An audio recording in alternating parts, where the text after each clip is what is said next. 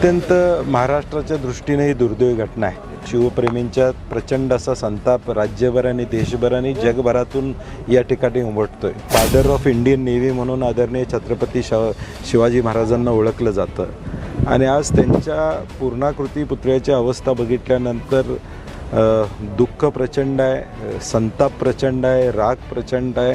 एकूण प्रोसेस बघितल्यानंतर लक्षात येते की योग्य ते प्रिकॉशन घेतले गेलेले नाहीत। फक्त उद्घाटनाची घाई म्हणून अत्यंत अनुभव नसणाऱ्या व्यक्तिमत्वाला हे या ठिकाणी काम देण्यात आलं। चूक झाली, चूक मान्य करा, नेव्हीवर ढकलू नका। नेव्हीला एक लिगसी आहे, नेव्हीला एक इतिहास आहे। इतक्या वर्ष नौदलात